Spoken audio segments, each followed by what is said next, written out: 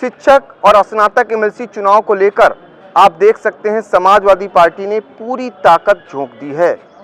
सीतापुर के समाजवादी पार्टी के जिला कार्यालय पर आप एमएलसी पहुंचे हुए हैं। हम उन्हीं से बात करेंगे, राजपाल कश्यप जी से, क्या तैयारियां हैं और कैसे उन्होंने इस चुनाव को फतेह करने की क्या रणनीति बनाई है। समाजवादी पार्टी के राष्ट्रीय अध्यक्ष माननीय श्री अखिलेश यादव जी ने स्नातक एमएलसी में श्री राम सिंह राणा जी को प्रत्याशी बनाया है, जो लखनऊ यूनिवर्सिटी के पूर्व महामंत्री भी रहे हैं और राज्य सरकार में भी राज्य मंत्री का दर्जा था।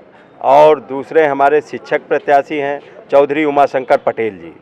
तो समाजवादी पार्टी के नेता कार्यकर्ता और सबसे ज़्यादा वोट भी समाजवादी पार्टी ने बनवाने का काम किया है और सबसे ज़्यादा नौजवानों का काम भी किसी ने किया है, यूथ का, स्नातक का या नौकरी देने का, तो वो समाजवादी पार्टी के राष्ट्रीय अध्यक्ष माननीय अखिलेश यादव जी ने किया है। और नौजवान कैंडिडेट भी है, हमारा सबसे अच्छा कैंडिडेट है।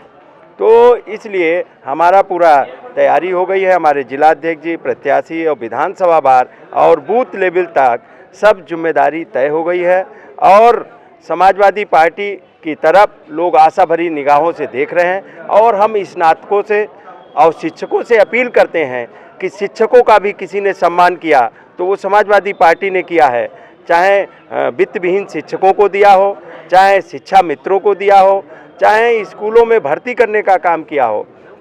और बेरोजगारों को भी अगर बेरोजगारी भत्ता, 5 लाख सरकारी नौकरी, नौजवानों को लैपटॉप, कन्या विद्याधन और कितनी तमाम योजनाएं, शिक्षकों को भी 60 वर्ष से 62 वर्ष करना, ये सब काम समाजवादी पार्टी के माननीय अखिलेश जी ने, नेताजी ने किए हैं। तो और मानदेय बढ़ाया, ये सब काम किए। और बीजेपी ने तो बेरोजगारी बढ़ाई है और इन्होंने कहा था 2 करोड़ नौकरी देंगे, नौजवानों को ठगने का काम किया, नौजवानों से अपमानित करने का काम किया। क्या माना जाए, रोजगार बनाम बेरोजगार का ये रहेगा चुनाव? निश्चित तौर पे आज बेरोजगारी इतनी बेतहाशा बढ़ी है, जो नौकरी कर रहे थे उनको भी निकाला जा रहा है। अब कह रहे 50 साल के बाद में क्या करेंगे जाके।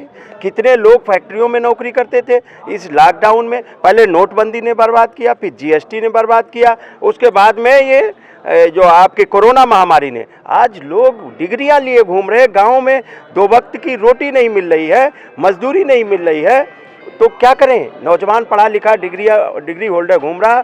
समाजवादी पार्टी ही एक ऐसा विकल्प है जो इनको सबको इनके लिए रास्ता बना सकती है और हमारे नेता ने बनाया भी है जब सरकार बनी है। तो हम लोगों से अपील करते हैं, बुद्धिजीवियों से अपील करते हैं सीतापुर जनपद पे, कि सभी लोगों को अपील है कि हमारे स्नातक के प्रत्याशी भाई राम सिंह राणा जी को और शिक्षक के प्रत्याशी चौधरी उमाशंकर जी को, समाजवादी पार्टी के प्रत्याशी को 1 नंबर का वोट देकर उनको भारी मतों से विजयी बनाएं, क्योंकि समाजवाद ही एक रास्ता निकाल सकता है। आज तो संविधान दिवस है, संविधान दिवस की भी हम सब लोगों को बधाई देते हैं। आज संविधान भी खतरे में है बीजेपी के शासनकाल में। आप चौथे स्तंभ हो, मीडिया के लोग, पत्रकार भी खतरे में है। अगर सच्चाई दिखा दे तो FIR लिख दी जा रही और कितने पत्रकारों को जेल में डाल दिया गया कोरोना महामारी में। तो ये संविधान दिवस पे हम लोग संकल्प भी लेते हैं कि संविधान के साथ में कोई भी छेड़खानी करेगा तो वो बर्दाश्त नहीं करेगी समाजवादी पार्टी। और समाजवादी पार्टी संविधान, सामाजिक न्याय और जो संविधान को खतरे में डाला है, 4 सुप्रीम कोर्ट के जज आके बोल रहे हैं कि न्यायपालिका में सब ठीक नहीं चल रहा, इससे बड़ा देश का दुर्भाग्य नहीं हो सकता। और जो संवैधानिक संस्थाएं हैं उन पे हमला कर रही है बीजेपी। इन संवैधानिक संस्थाओं को बचाना है, संविधान को बचाना है, सामाजिक न्याय लागू करना है।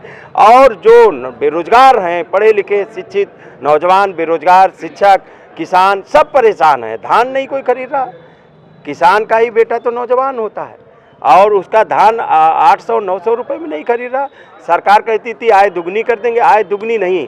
ये बीजेपी के लोग जो कहें वो समझ लो उसका हाफ। तो इन सब के बावजूद नतीजे जो आ रहे हैं वो आखिर क्या हो जा रहा है कि भाजपा के पक्ष में जा रहे हैं? देखिए, बीजेपी जिस तरीके का भ्रम फैला रही है और लोगों के साथ में षड्यंत्र कर रही है, लेकिन अब षड्यंत्र उनका बेनकाब हो जाएगा। और अभी एमएलसी चुनाव है और 2022 में देखना आप, पूर्ण व प्रचंड बहुमत के साथ माननीय अखिलेश यादव जी आएंगे, क्योंकि अखिलेश, हमारा मुद्दा सच्चाई का है, वो उनका झूठ का है। वो झूठ बोल के वोट ले रहे हैं। हमारे नेता कह रहे हैं हम ईमानदारी और सच्चाई पे लड़ेंगे। हमें बता दें जितना बड़ा एक्सप्रेस वे बनाया है, क्या भारत की भी सरकार बना पाई? जितनी जगह मेट्रो चला दी, तो क्या योगी जी ने एक जगह भी चला पाई? मेट्रो चला दी, लैपटॉप बांट दिए, कन्या विद्याधन, समाजवादी पेंशन, जनेश्वर मिश्रा गांव, इनके सांसदों ने एक एक गांव गोद लिया था। 5 साल पिछले हो गए, 2 बरस और हो गए। अरे कहीं 70 गांव भी दिखा दें कि कहीं पर किए हों, और हम सैकड़ों गांव दिखा देंगे। एक एक जिले में, एक एक विधानसभा में सैकड़ों गांव जनेश्वर मिश्रा और लोहिया गांव डेवलप किए गए। हम गांव की भी तरक्की करते हैं, शहर की भी तरक्की करते हैं, और नौजवानों किसानों के चेहरे पे भी माननीय अखिलेश यादव जी ने चमक लाने का काम किया है। इसलिए आज संविधान दिवस पे हम लोग संकल्प लें कि जो भी अन्याय करेगा उसके खिलाफ हम लोग मजबूती से लड़कर, और माननीय अखिलेश यादव जी की ही देश और प्रदेश के एक आशा और विश्वास हैं, जो ईमानदार छवि है, साफ सुथरी छवि है, विकासवादी छवि है, उनके साथ में खड़े होकर उनको मजबूत करने का काम करेंगे। ज्यादातर नेताओं ने युवा शक्ति को मात्र भीड़ समझकर युवाओं को छला, लेकिन अब और नहीं। लखनऊ खंड स्नातक निर्वाचन क्षेत्र के युवा प्रत्याशी ब्रिजेश कुमार सिंह का कहना है कि युवा भीड़ नहीं, नेतृत्व है। युवा ही देश का भविष्य है। लखनऊ, हरदोई, सीतापुर, लखीमपुर, बाराबंकी, रायबरेली एवं प्रतापगढ़ के सभी सम्मानित स्नातक मतदाताओं से निवेदन है कि ब्रिजेश कुमार सिंह का समर्थन करें और उन्हें सफल बनाएं। ब्रिजेश कुमार सिंह का वचन है कि यदि आप उन्हें विधान परिषद पहुंचाते हैं तो वो युवाओं और बेरोजगारों का स्वर सड़क से सदन तक उठाएंगे। मतदान केंद्र पर दी गई लेखनी का प्रयोग कर बैलेट पेपर पर दूसरे स्थान पर अंकित ब्रिजेश कुमार सिंह के नाम के सामने 1 लिखकर अपने मत का सार्थक प्रयोग करें और परिवर्तन के साक्षी एवं सहभागी बने। खबर आपकी, नजर हमारी। देखते रहिए आई इंडिया।